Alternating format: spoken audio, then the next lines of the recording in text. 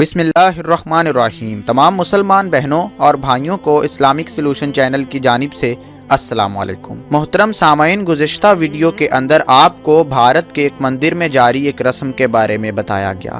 وہ رسم جس میں ہر چھوٹے بچے کو 30 فٹ بلند مندر سے زمین کی جانب پھینکا جاتا، محض اس لیے کہ اس کی قسمت اچھی ہو سکے۔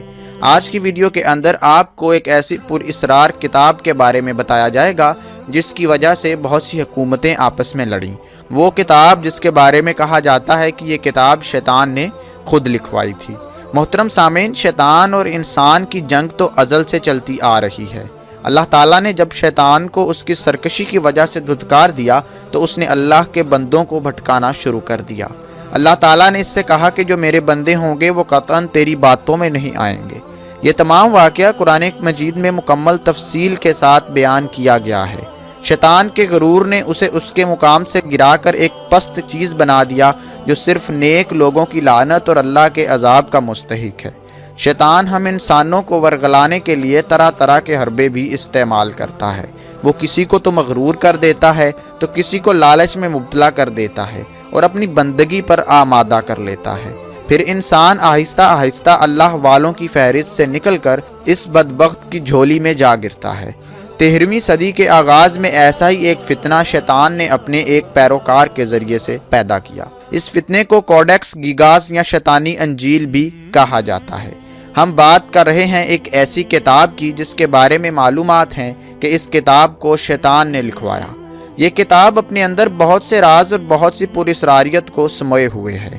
چیک ریپبلک جو کہ یورپ کا ایک چھوٹا سا ملک ہے، یہ داستان وہاں سے شروع ہوتی ہے۔ ہرمندی ریکلیوس ایک پادری تھا۔ اسے اپنا عہد توڑنے کی وجہ سے زندہ دیوار میں چنوا دینے کا حکم ہوا۔ ہرمن اس سزا سے شدید خوف زدہ ہو گیا۔ یہی وہ لمحہ تھا جب اس نے رب کی بجائے شیطان کو پکارنا شروع کر دیا۔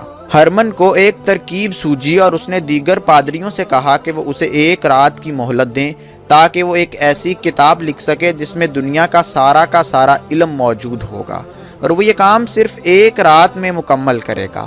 پادریوں نے اس کی درخواست کو قبول کر لیا اور ہرمن کو کتاب لکھنے کی اجازت دے دی گئی۔ ہرمن نے لاطینی زبان میں کتاب لکھنا شروع کی تو جب آدھی رات گزر چکی تو اسے معلوم ہو چکا کہ وہ یہ کتاب ایک رات میں مکمل نہیں کر سکے گا۔ اب اس شیطان کے پجاری نے شیطان سے مدد مانگی۔ تاریخ یہی بتاتی ہے کہ شیطان نے اس کتاب کو مکمل کرنے میں اس کی مدد کی اور وہ کتاب اسی رات مکمل کر لی گئی۔ یہی وہ کتاب ہے جس کو شیطانی انجیل کہا جاتا ہے۔ پھر پادری نے شکریہ کے طور پر اس کتاب میں شیطان کی ایک تصویر بھی بنائی جس میں شیطان کا دھڑ انسان کی طرح، اس کی 2 زبانیں، 2 سینگ دکھائے گئے ہیں، جبکہ اس کے ہاتھ اور پاؤں کے ناخن لمبے اور خون آلود ہیں۔ یہ تصویر شیطان کی تمام خصلتوں کو ظاہر کرتی ہے۔ شیطان اپنی ان 2 زبانوں یعنی منافقت سے انسانوں کو ورغلاتا ہے۔ اس کے خون آلود ناخن انسانوں کے خون سے رنگے ہوئے ہیں جن کو اس نے اپنی مکاریوں کے ذریعے لڑوا کر قتل کروایا۔ شیطانی انجیل حجم اور وزن کے اعتبار سے بڑی کتاب ہے۔ اس کی لمبائی 36 انچ ہے اور یہ گدھے کی کھال پر لکھی گئی ہے۔ اس کتاب کو سب سے پہلے چیک ریپبلک ہی کی ایک لائبریری میں رکھا گیا تھا، لیکن 1648 کی جنگ میں سویڈن کی فوج اس کتاب کو وہاں سے لے گئی اور اسے اسٹاک ہوم کی ایک لائبریری میں رکھ دیا گیا۔ 2007 کے اندر واپس اس کتاب کو چیک ریپبلک کی حکومت نے سویڈن سے حاصل کر لیا۔ سویڈن سے 359 سال کے بعد جب یہ پراسرار کتاب واپس چیک ریپبلک پہنچی تو اس کو عوامی نمائش کے لیے پیش کر دیا گیا۔ بعد میں اس کتاب کو پراگ کی ایک لائبریری میں محفوظ کر دیا گیا۔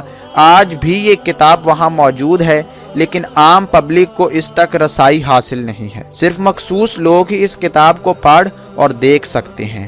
اس سے یہ بات واضح ہو جاتی ہے کہ آخر یہ کتاب کس قدر اہمیت کی حامل ہے۔ حکومتی سطح پر اس کا تبادلہ ایک ملک سے دوسرے ملک کیا جا رہا ہے۔ سامعین، شیطان کے پیروکار نے اس کتاب میں شیطان کی جو تصویر بنائی ہے اس سے صاف صاف شیطان کی اصلیت معلوم پڑتی ہے۔ اللہ تعالیٰ نے بھی قرآن کریم میں تمام انسانوں کو اس فتنہ کے بارے میں آگاہ کیا ہے۔ ہمیں بار بار شیطان مردود کے شر سے پناہ مانگنے کی تلقین کی گئی ہے، لیکن پھر بھی جو لوگ شیطان کے بہکاوے میں آتے ہیں، جو اس کی تقلید کرتے ہیں، جو دنیا و آخرت دونوں میں اللہ کی رحمت سے، ایسے لوگ سامعین محروم رہیں گے۔ قرآن کریم ہماری ہدایت کا ذریعہ اور رسول اللہ ہمارے لیے مشعل راہ ہیں۔ ان کی سنت ہی ہمیں جنت میں لے جائے گی، لیکن شیطان کے فتنے ہمیں جہنم کا ایندھن بنا سکتے ہیں۔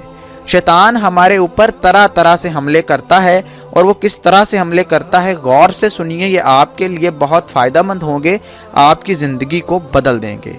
دوستو، شیطان کا سب سے مہلک ترین ہتھیار جس سے ہم تمام لوگوں کو پناہ مانگنی چاہیے وہ یہ ہے کہ وہ ہمارے ایمان کے اوپر حملہ کرتا ہے۔ ہمارے ایمان کے اندر حملہ کر کے وہ ہمارے دلوں کے اندر وسوسہ پیدا کرتا ہے، اور اللہ کی ذات اور اللہ کے دین پر جو ہمارا یقین ہے اس کو توڑنے کی کوشش کرتا ہے۔ شیطان چاہتا ہے کہ جو ایمان نام کی چیز مسلمانوں کے دلوں میں بستی ہے، جب وہ ختم ہو جائے گی تو گمراہی اور گناہوں کا ایک ایسا دروازہ کھلے گا پھر جس کو بآسانی بند کرنا ناممکن ہوگا۔ شیطان کا اس کے بعد دوسرا اہم ہتھیار ہے مایوسی پھیلانا۔ شیطان مایوسی پھیلا کر مسلمانوں کو گمراہ کرتا ہے۔ آپ نے دیکھا ہوگا کہ آج کل بہت سے مسلمان مایوس ہیں، اور بہت سارے امت مسلمہ کی اس حالت سے مایوس ہیں، اور بہت سارے اپنی زندگیوں اپنی مشکلات کی وجہ سے مایوس ہیں۔ اس لیے اللہ تعالیٰ نے فرمایا ہے کہ مایوسی گناہ ہے، اور مایوس انسان کبھی بھی اچھا مسلمان نہیں بن سکتا۔ سامعین، شیطان کا ایک اور ہتھیار یہ ہے کہ وہ انسان کو خدا کا منکر بنا دیتا ہے، اور انسان اللہ تعالیٰ کی ذات پر اپنا یقین اور اعتماد کھوتا چلا جاتا ہے، اور یہ وہ سب سے مہلک ترین بات ہے جس کے بعد انسان کے پاس کوئی چیز نہیں بچتی۔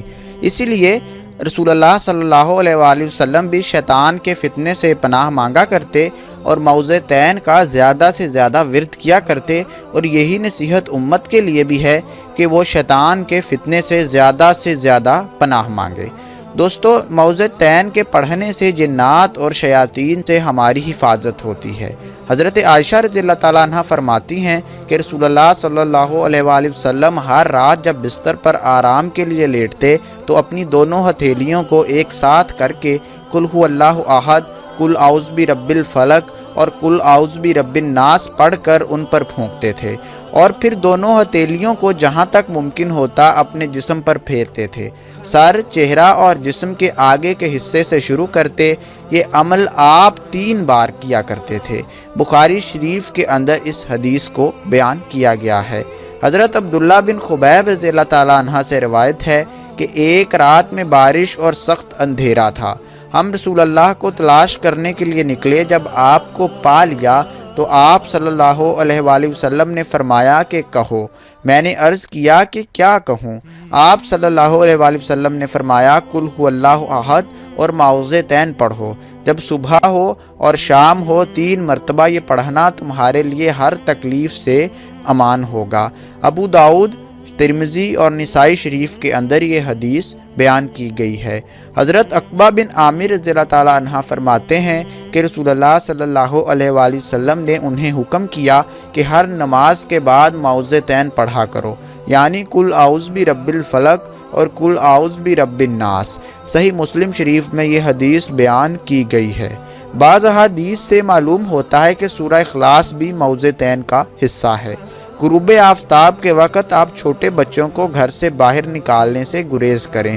حضور اکرم صلی اللہ علیہ وآلہ وسلم نے ارشاد فرمایا جب غروب آفتاب قریب ہو جائے تو اپنے بچوں کو باہر نکلنے سے روکو، کیونکہ اس وقت شیاطین پھیل جاتے ہیں۔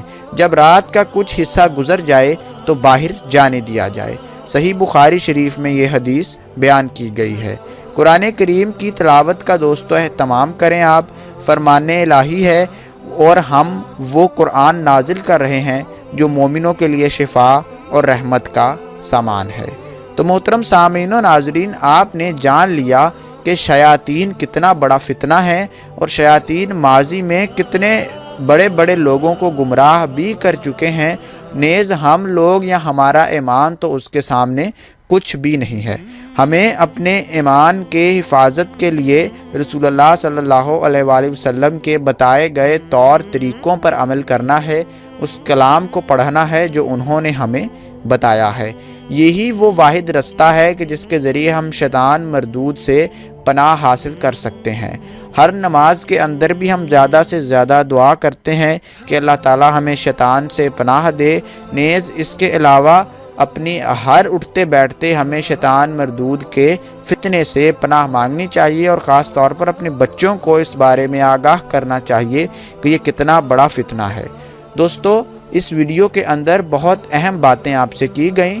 ایک اہم بات کتاب کے حوالے سے بتائی گئی، شیطانی انجیل کا تعارف، بعد میں رسول اللہ صلی اللہ علیہ وآلہ وسلم کا بچاؤ کا طریقہ جو انہوں نے ہمیں شیاطین سے بچاؤ کے لیے بتایا، اور نئے شیطانی فتنے کے اوپر سے جتنی حقیقتیں تھیں ان سے آج اس ویڈیو میں پردہ اٹھایا گیا۔ آپ سے گزارش ہے کہ اس ویڈیو کو social media websites Facebook, Twitter, Instagram پر شیئر کریں تاکہ زیادہ سے زیادہ مسلمانوں تک پہنچ جائیں۔ ایک نئی ویڈیو میں ایک نئے موضوع کے ساتھ آپ سے پھر ملاقات ہوگی، تب تک کے لیے مجھے اجازت دیجیے۔ اللہ حافظ۔